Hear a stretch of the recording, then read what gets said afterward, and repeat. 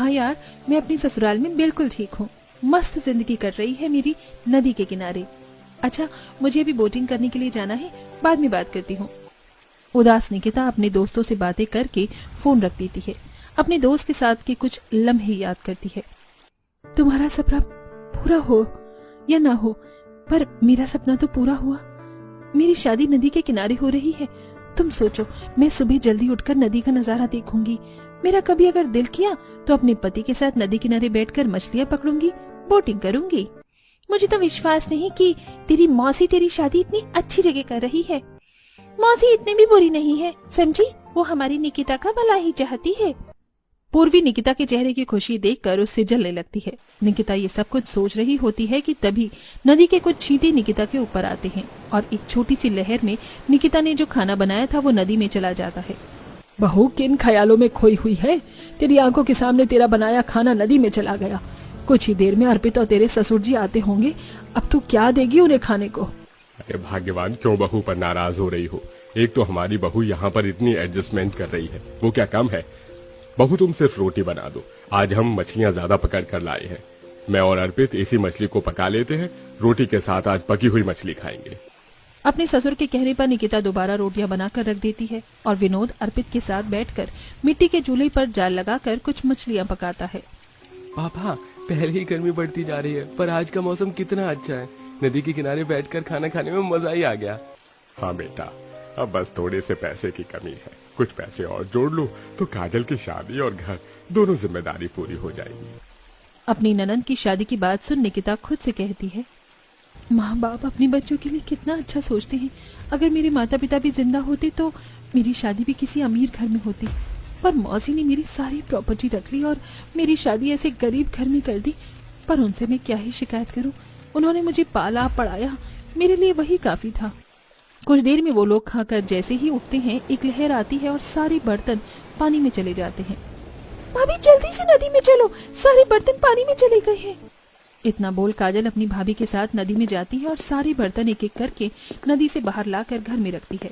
और एक बार फिर नदी का पानी आता है और पूरा घर गीला हो जाता है। इन सब से निकिता और उसका पूरा परिवार परेशान तो था ही, वहीं शहर में निकिता की दोनों दोस्त किटी पार्टी कर रही होती हैं। अरे, जब से तुम तीनों की शादी हुई है तुम दोनों तो हमेशा साथ दिखती हो, पर तुम्हारी फेवरेट निकिता कहाँ है? हाँ जी, हमने महारानी जी से बात करी थी। मैडम की शादी इतने बड़े घर में हो गई है कि उसके पास हमसे मिलने का टाइम ही नहीं है। उसके पास टाइम नहीं है तो क्या हुआ? मैंने तो सोच लिया है, मैं उससे मिलने उसकी ससुराल जाऊंगी और नदी किनारे उसका घर देखूंगी। अब क्या था, दोनों दोस्त निकिता से मिलने के लिए अगले दिन निकिता की मौसी के घर जाकर उसकी ससुराल का पता लेकर गाँव पहुँचती है। मैडम जी कह रही थी बहुत अच्छी जगह रहती है। ये है वो अच्छी जगह ना? ना ही पुल है, ना ही रोड, कैसे जाए नदी की दूसरी तरफ? कितनी भी मुसीबत में क्यों ना हो, पर झूठ बोलना नहीं छोड़ने वाली हो। अरे, तुम दोनों को भी नदी के दूसरी तरफ जाना है तो बस 5 मिनट रुको, नाव वाला आता ही होगा। मुझे भी नदी के दूसरी तरफ ही जाना है। जब तू जानती है कि वो सच्चाई हमसे छुपाने की कोशिश करती है तो क्यों उसे परेशान करती है और खुद भी परेशान रहती है? अब उसके घर जाकर उसके अमीर नदी किनारे ससुराल का सच पता चल जाएगा हमें। पूर्वी निकिता से मिलने के लिए काफी खुश थी। कुछ देर बाद नाव वाला आता है और दोनों दोस्त नाव में बैठकर नदी पार कर निकिता के घर पहुंचते हैं, जहां निकिता अपने अमीर दोस्त को देख हैरान हो जाती है। अरे, तुम दोनों यहाँ अचानक? तुम्हें यहाँ के बारे में किसने बताया? हमें किसने भी बताया हो, पर तुम पहले ये बताओ, तुम्हारा बड़ा सा घर कहाँ गया और तुमने ऐसे गरीबों वाले कपड़े क्यों पहन रखे हैं? और ये क्या, घर के बाहर रसोई और घर में वॉशिंग मशीन भी नहीं है जो नदी पर बैठकर कपड़े धो रही हो? लगता है आप दोनों भाभी की दोस्त हो। आप दोनों घर में बैठो, मैं अभी माँ पापा और भैया को बुला कर लाती हूँ। इतना बोल काजल शोभा, विनोद और अर्पित को बुलाने के लिए चली जाती है, तो वहीं निकिता अपनी दोस्त को घर में ले जाती है। पर नदी के पास ही घर था, इसलिए घर का आधा हिस्सा गीला था। घर तो अंदर से भी गीला है, तुम खाट के ऊपर पैर करके बैठ जाना। निकिता, ये सब क्या है? तेरे घर में तो बैठने की भी जगह नहीं है और तू कह रही थी कि तू बहुत अच्छी जिंदगी जी रही है। मैंने तो पहले ही कहा था, ये हमसे झूठ बोल रही है। मैं कोई झूठ नहीं बोल रही, हम नदी के दूसरी तरफ रहते हैं। हमारा असली घर दूसरी तरफ है। ये जमीन भी हमारी है, इसलिए हम लोग यहाँ रुके हुए हैं। बहुत जल्द मेरी ननद की शादी है और हमने कुछ पैसे जोड़े हैं। ताकि यहाँ घर बना सके। अगर यकीन नहीं होता तो रुको, मैं अभी दिखाती हूँ तुम्हें। अपनी गरीबी छुपाने के लिए निकिता बिस्तर के नीचे से कुछ पैसे निकालकर अपनी दोस्तों को दिखाती है, जिसके बाद पूजा का मुंह बंद हो जाता है। कुछ देर में शोभा अपने परिवार के साथ हाथों में मिठाई, समोसे आदि लेकर आती है और काजल घर के बाहर बैठकर मेहमानों के लिए चाय बनाती है। अब तो तुम्हें विश्वास हो गया कि निकिता झूठ नहीं बोल रही। भला गरीबों के पास इतने पैसे कहाँ से आएंगे? पूजा पूर्वी की किसी भी बात का जवाब नहीं देती और नाश्ता करके वहां से जाने लगती है। तब पानी की लहर उठती है जिसमें दोनों ही दोस्त गीली हो जाती हैं। अरे बेटा, तुम दोनों तो गीली हो गई, अब एक रात यहीं रुक जाओ। नहीं आंटी, हम तो बस यहाँ निकिता से मिलने आए थे। हम निकिता के कपड़े पहन के यहाँ से चले जाएंगे, घर जाना बहुत जरूरी है। सुनिए जी, बहू के तो सारे कपड़े फट गए हैं और हम घर बनाने के लिए एक एक पैसा जोड़ रहे हैं। खाली हाथ मेहमानों को कैसे यहाँ से जाने दें? पैसे उधार लेकर अच्छे से स्वागत तो कर दिया, पर ये लोग क्या सोचेंगे कि निकिता के ससुराल वाले कितने गरीब हैं। पूजा शोभा की सारी बातें सुन लेती है और उसे पूरा विश्वास हो जाता है कि उसकी दोस्त की शादी गरीब घर में हुई है, और इसीलिए कपड़े बदलने के बहाने जब पूजा घर में जाती है तो वो निकिता के घर में रखी सारे पैसे चोरी कर लेती है। कुछ देर में वो दोनों दोस्त नाव में बैठकर शहर के लिए रवाना हो जाती हैं। अगले दिन, बहू, मैंने आज मिस्त्री को बुलाया था। उसने एडवांस में 50,000 रुपए मांगे हैं।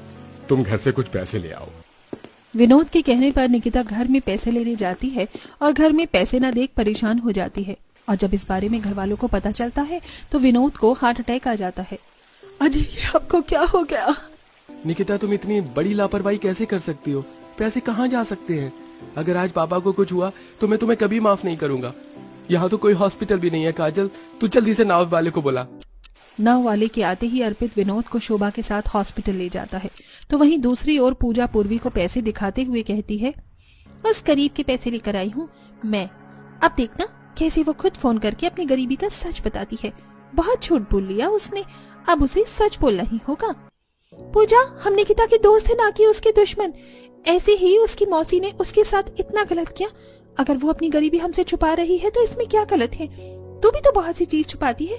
तूने ये सही नहीं किया, तो अभी मेरे साथ चल और ये पैसे उसे वापस दे। अगर तूने ये पैसे उसे वापस नहीं दिए और उससे माफी नहीं मांगी तो मैं तेरे खिलाफ चोरी की रिपोर्ट लिखवाऊंगी। पुलिस का नाम सुनकर पूजा डर जाती है और पूर्वी के साथ वापस निकिता के घर आती है, जहां तूफान में निकिता का घर टूट चुका था। और जब विनोद के बारे में पूजा और पूर्वी को पता चलता है तो पूजा को अपनी गलती का एहसास होता है। निकिता, मुझे माफ कर दे। मैं नहीं चाहती थी कि मेरी वजह से तेरे घर वालों पर मुसीबत आए। मैंने तो बस ये पैसे इसलिए चोरी करे ताकि तू सच बोले, ताकि हम तेरी मदद कर सके।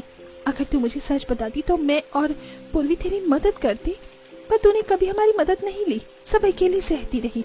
मुझे माफ कर दे, आज मेरी वजह से ये सब कुछ हुआ है। बेटा, तुमने जो किया जिस भी वजह से किया, पर हम पर तो दुखों का पहाड़ टूट गया ना। आंटी, आप रोना बंद कीजिए। अगर हमारी वजह से अंकल जी की तबीयत खराब हुई है तो उन्हें ठीक भी हम ही करेंगे। हम उनका शहर में इलाज करवाएंगे। पूर्वी और पूजा अपनी गलती सुधारने के लिए वो पैसे निकिता को वापस दे देती हैं और विनोद को शहर ले जाकर इलाज करवाती हैं। क्योंकि पूर्वी का पति इंजीनियर था, इसीलिए वो अपने पति से बात करके उनके गाँव में उस नदी पर एक पुल भी बनवाती है। मैं आप दोनों का कैसे धन्यवाद करूं? आपकी वजह से आज मेरे पापा बिल्कुल ठीक है और हमारे गांव में जो काम सालों से अटका था वो आज पूरा हो गया। नदी पर पुल बन गया। आप दोनों निकिता की दोस्त नहीं, फरिश्ता बनकर आई हैं। आप तो धन्यवाद कहकर मुझे शर्मिंदा कर रही हैं। अभी तो मुझे आप लोगों का नदी किनारे मजबूत घर बनाना है ताकि आपको कोई परेशानी न हो। मुझे अपनी गलती सुधारनी है। इस तरह पूजा अपनी गलती सुधारने के लिए नदी किनारे निकिता का एक मजबूत मकान बनवाती है और घर बनने के बाद विनोद काजल की शादी करता है, वो भी बिना किसी परेशानी के। अरे भाई, इस गर्मी के मौसम में तो घर से बाहर निकलने का मन ही नहीं करता। मेरा यार, अगर तुझे छोले भटूरे ही खाने थे तो हम घर ऑर्डर करके मंगवा लेते ना। तू सही कह रहा है। हम तो बेफालतू में इस ढाबे पर आए, ना कूलर है ना पंखा, ऊपर से ये गर्मी देख। भाई जरा देख तो मेरी शर्ट कैसे भीग गई। रहने देते हैं, घर जाकर कुछ खा लेंगे। बिना पंखे कूलर के वो दोनों ग्राहक परेशान होकर ढाबे से जाने लगते हैं, जिसे देख, अरे भाई साहब, आप लोग कहाँ जा रहे हैं? आपने छोले भटूरे का ऑर्डर दिया था। अरे रहने दीजिए बहन जी, आपके इस ढाबे पर कूलर पंखा कुछ भी है नहीं। गर्मी से जान निकली जा रही है। इतनी गर्मी में बैठकर छोले भटूरे नहीं खा पाएंगे हम। इतना कहकर दोनों ग्राहक वहां से चले जाते हैं, जिसे देख सोनम को बिल्कुल भी अच्छा नहीं लगता। ऐसे ही थोड़ी देर बीतती है, कुछ ग्राहक आते हैं और खाने का ऑर्डर देते हैं। सुनीता, जरा जल्दी जल्दी हाथ चलाओ, ऑर्डर दिए हुए आधा घंटा हो गया और अभी तक हमने एक चीज तैयार नहीं की है। ग्राहक गुस्से में वापस न चले जाएं। क्या करूं राशि, सिलबट्टे पर मसाला पीसने में थोड़ा वक्त लगेगा ही। कोई जरूरत नहीं है मसाला पीसने की। ग्राहक गुस्सा होकर चले गए। कह रहे थे कि इतनी देर में तो वो किसी अच्छे होटल में 2 से 3 बार खाना ऑर्डर करके मंगवा कर खा भी लेते। सारी गलती हमारी है। एक तो बिना पंखे कूलर के हमारे ढाबे में लोग गर्मी से परेशान हो जाते हैं और दूसरा बिना मिक्सर वगैरह के हमें खाना बनाने में भी काफी समय लगता है। सर्दियों के समय जब हमने अपना ये छोटा सा ढाबा खोला था तो कितना अच्छा चलता था ना, लेकिन जैसे जैसे गर्मियां शुरू हुई हैं वैसे वैसे ग्राहक आने कम हो गए हैं। हमारा ढाबा खुल जाने की वजह से हमारे पतियों ने भी अपना काम छोड़ दिया था, लेकिन अब देखो ना तो ढाबा चल रहा है ना उन्हें कोई अच्छी जगह नौकरी मिल रही है। अब क्या ही कर सकते हैं। मुझे नहीं लगता कि अब कोई ग्राहक आने वाला। चलो ढाबा बंद करके घर चलते हैं। पांचों बहुएं उदास होकर ढाबा बंद करती हैं और वापस अपने घर आ जाती हैं। वहीं थोड़ी देर में उनके पति भी अपनी दिहाड़ी वाले काम से घर आते हैं। लगता है आज भी ढाबे पर ग्राहक नहीं आए। ऐसा कब तक चलता रहेगा? हम लोगों की भी किसी अच्छी जगह नौकरी नहीं लग रही है। जब तक हमारे ढाबे में पंखा कूलर वगैरह नहीं आएगा, खाना बनाने के लिए मिक्सर जैसी चीजें नहीं आएंगी, तब तक तो ये सब ऐसे ही चलता रहेगा। हमारी तो इतनी इनकम भी नहीं है कि एक सेकंड हैंड कूलर ही ले लें। न जाने कब तक ये सब ऐसा ही चलता रहेगा। सभी लोग आपस में बात कर ही रहे होते हैं कि तभी एक पोस्टमैन उनके घर के बाहर आता है और आवाज लगाता है। सोनम बाहर आती है। पोस्टमैन सोनम को एक चिट्ठी देता है जिसे पढ़ उसे पता चलता है कि उसकी मौसी की तबीयत काफी ज्यादा खराब है। मेरी मौसी की तबीयत काफी ज्यादा खराब है, फौरन गाँव बुलाया है। तो फिर तो तुम्हें सुबह ही गांव के लिए निकलना पड़ेगा और हमारे घर के पास जो रेलवे स्टेशन है वहां से हर रोज सुबह 6 बजे गांव जाने के लिए ट्रेन निकलती है। सुबह 6 बजे की ट्रेन पकड़कर वो अपने गांव पहुंच जाती है और अपनी बीमार मौसी से मिलने के बाद अपने घर आती है। सोनम जैसे ही अपनी रसोई में जाती है तो देखती है कि उसकी रसोई में एक मिट्टी का फ्रिज है। ये देख, क्या ये फ्रिज सच में मिट्टी का बना है? लेकिन हमारे घर में ये क्या कर रहा है? और ये मिट्टी का फ्रिज यहाँ आया कहाँ से? सोनम बिटिया, ये फ्रिज मिट्टी का ही बना है और इसे हमने ही बनाया। तू तो जानती है कि आजकल कितनी ज्यादा गर्मी पड़ रही है। अब हम गांव वालों के पास कहाँ इतने पैसे हैं कि शहरी अमीर लोगों की तरह फ्रिज वगैरह ला सके, इसलिए हमें जुगाड़ करके मिट्टी का फ्रिज बना लिया और ये तो हर किसी के घर में है। लेकिन माँ, ये चीजों को ठंडा कैसे रखता है? अरे मैं हर रोज इसकी बाहरी परत को पानी से गीला करती हूँ तो अंदर काफी ठंडा हो जाता है। रुक, तुझे अभी इस मिट्टी के फ्रिज का ठंडा ठंडा पानी पिलाती हूँ। जब सोनम उस मिट्टी के फ्रिज में रखा हुआ पानी पीती है तो उसे यकीन ही नहीं हो पाता कि इतना ठंडा पानी मिट्टी के फ्रिज का है। गाँव में हर किसी ने गर्मी से बचने के लिए इसी तरह से छोटे मोटे जुगाड़ किए थे। एक हफ्ते बाद जब सोनम वापस घर आती है तो देखती है, तुम लोग मिट्टी से घर की लिपाई क्यों कर रही हो? हमारे घर में एक ही पंखा है, वो भी मर के हवा करता है, तो अब गर्मी से बचने के लिए कुछ तो करना ही होगा ना। मिट्टी से लिपाई करेंगे तो घर में ठंडक बनी रहेगी। ये देख सोनम को अपनी माँ के घर में रखा हुआ मिट्टी का फ्रिज याद आता है, जिससे अब सोनम को जुगाड़ सूझता है। इतने पैसे तो है नहीं हमारे पास कि हम अपनी जरूरत को पूरा कर सके, तो क्यों ना अब अपनी जरूरत को पूरा करने के लिए हम जुगाड़ करें। सबसे पहले हम लोग एक मिट्टी का फ्रिज बनाएंगे। जब मैं गाँव गई तो मैं हर किसी के घर में मिट्टी का फ्रिज था जो बिल्कुल असली फ्रिज की तरह काम करता था। जब मिट्टी घर को इतना ठंडा रख सकती है तो मिट्टी का फ्रिज खाने को भी तो ठंडा रख सकता है। अक्सर हमारे ढाबे का खाना गर्मी की वजह से खराब हो जाता है। अगर मिट्टी का फ्रिज होगा तो इससे खाने पर गर्मी का असर नहीं पड़ेगा। एक जुगाड़ तो हो गया, लेकिन बाकी का क्या करें? ढाबे पर गर्मी में जो कस्टमर आते हैं उनका क्या? उन्हें तो कूलर पंखा चाहिए ना। अब वो तो हम मिट्टी से नहीं बना सकते। हाँ, तो फिर हम लोग क्या करें? धीरे धीरे वो भी सोच लेंगे, लेकिन जो जुगाड़ अभी है वो तो करें। पांचों बहुएं ढेर सारी मिट्टी लेकर आती हैं, जिनसे वो एक मिट्टी का फ्रिज अपने घर के लिए और एक अपने ढाबे के लिए बनाती हैं, जिससे उनका खाना जल्दी खराब नहीं होता। 1-2 दिन गुजर जाते हैं। माधवी और जागृति सब्जी और थोड़ा राशन लेकर घर आ रही होती हैं कि तभी उन्हें एक लकड़ी की दुकान दिखाई देती है जिसमें ढेर सारी लकड़ी के सामान बना रहे थे। ये देख जागृति के दिमाग की बत्ती जलती है और वो जल्दी से माधवी को लेकर घर आती है। जागृति, तुम मुझे इतनी जल्दी क्यों लेकर आ गई? घर पर और कुछ बताया भी नहीं। मेरे पास एक कमाल का जुगाड़ आया है। रास्ते में आते हुए तुमने वो लकड़ी की दुकान देखी थी ना, उस दुकान में सारी चीजें लकड़ी की बनी हुई हैं, तो क्यों ना अब हम जुगाड़ करके लकड़ी का कूलर, पंखा, एसी ये सब बनाएं। ये जुगाड़ कामयाब हो सकता है। हम लकड़ी की बनी हुई चीजों में मोटर तार लगाकर उसे असली बना सकते हैं, लेकिन इतनी सारी लकड़ियां हम कहाँ से लेकर आएंगे? तुम्हें राकेश भाई साहब याद हैं? उनके ना दोस्त हैं, वो भी तो लकड़ी का ही काम करते हैं ना, वहाँ से हमें लकड़ी की थोड़ी बहुत तो मदद मिल जाएगी। थोड़ी बहुत लकड़ियां राजेश और थोड़ी बहुत जंगल से लकड़ियां मिलने के बाद अब सभी बहुएं उन लकड़ियों को आरी की मदद से काटना शुरू करती हैं और सबसे पहले एक लकड़ी का कूलर बनाते हैं। मेरे ख्याल से हमें थोड़ा और बड़ा कूलर बनाना चाहिए, क्योंकि इतना छोटा कूलर तो सिर्फ आधे ढाबे में ही हवा करेगा, सभी ग्राहकों तक हवा पहुंचनी चाहिए। सही कहा तुमने, थोड़ा और बड़ा कूलर बनाते हैं। देखो मैंने एक छोटा सा टेबल फैन भी बना लिया है। चूल्हे पर खाना बनाते हुए हमें भी तो गर्मी लगती है, कि टेबल फैन होगा तो थोड़ी बहुत गर्मी से राहत मिल जाएगी। एक हफ्ते की दिन रात लगाकर मेहनत के बाद आखिरकार पांचों बहुओं का जुगाड़ तरीके से तैयार किया हुआ बड़ा सा कूलर, टेबल फैन और आखिर में एक छोटा एसी भी बन जाता है। तो वहीं अब उनके पति कबाड़ी की दुकान से वायर, छोटी छोटी मशीन, बैटरी वगैरह लेकर आते हैं। तुम लोगों का तो काम हो गया, बाकी का काम अब हम लोग करेंगे।